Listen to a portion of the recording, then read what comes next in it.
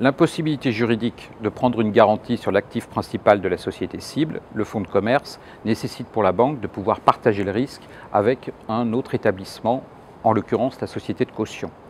Par ailleurs, la complexité souvent des montages juridiques, création d'une société holding, également une évaluation des parts plus complexe à réaliser que pour le rachat d'un simple fonds de commerce, demande l'expertise et l'expérience des collaborateurs de la société de caution.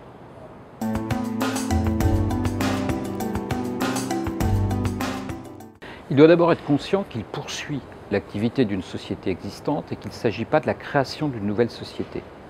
À cet effet, il doit s'intéresser à la garantie de passif qui lui sera délivrée par le vendeur, généralement sous forme de caution bancaire, et qui le protégera de conflits ayant pu intervenir précédemment, de litiges, de type litige avec le fisc ou avec les salariés.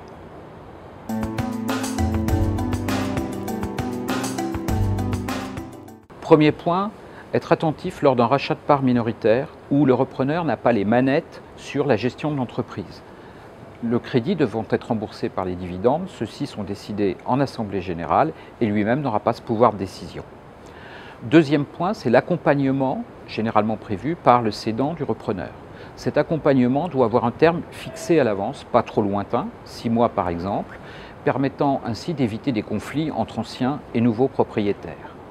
Enfin, dernier point, c'est prévoir dès le départ l'intervention de la société de caution qui sera forcément demandée par la banque et qui, pour le repreneur, présente notamment l'avantage de limiter son engagement personnel ou le recours à des garanties sur ses biens propres, la résidence principale par exemple.